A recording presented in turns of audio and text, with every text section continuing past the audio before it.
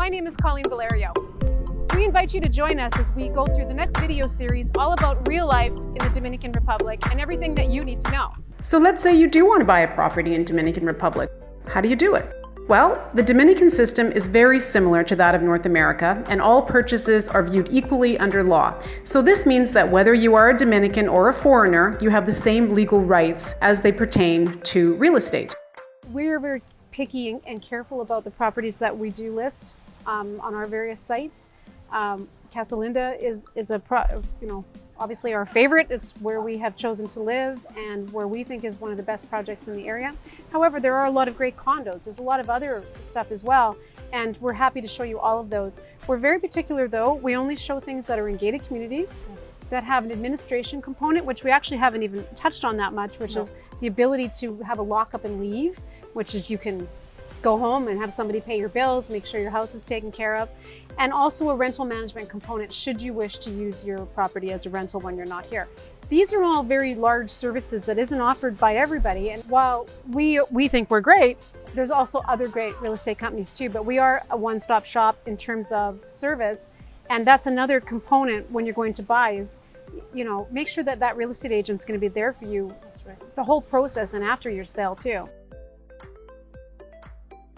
If you purchase a condo that's already constructed or a house that's already built, now you're talking about a resale property and you're dealing with the vendor. Also where it's really important to have a good realtor that understands the real estate laws and represents your interests well, especially if you're double ending it, because we have no MLS here. We tend to always represent the buyer and the seller.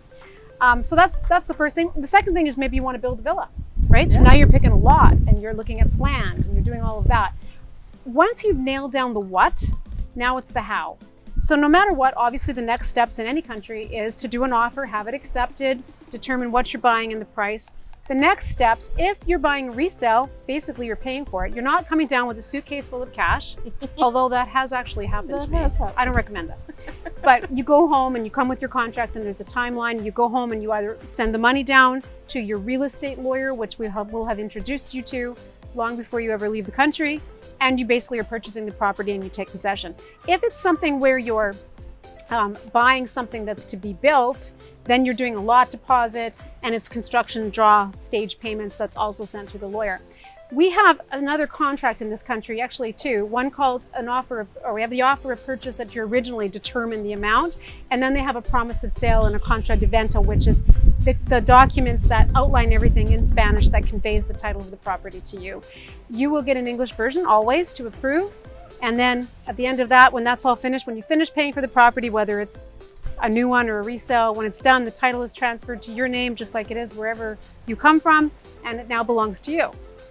And that's really it. Now, if you get into mortgage financing, that's a little bit of a different story. You have a bank to be involved with in the interim that also has a line on the title and has an interest in the property, but very similar, I find, to North America, not very different. Especially having owned a mortgage brokerage, we don't find it very dissimilar at all, very similar process. Because we're foreign buyers and we're not landed immigrant status here in any way normally when people are buying, so that they're a foreign investor. So it takes a little bit more due diligence on the side of the banks down here. But it is possible. It is. But we always recommend if you can bring cash, that's the best way. It's just a lot easier. Lawyers here are very similar to what we're used to back home. They all speak English, at least the ones that we will take you to.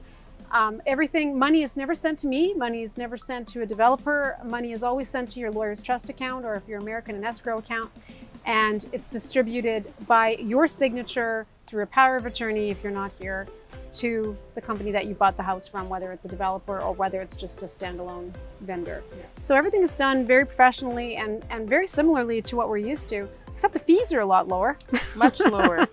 You can count on, for legal fees, between 0.75 and 1% of the purchase price of the property. This includes all disbursements. If you like our videos, please remember to actually like them on YouTube and also subscribe so you see stuff from us all the time. As we finish this series, we'll do other things all about real life in the Dominican. Join us again.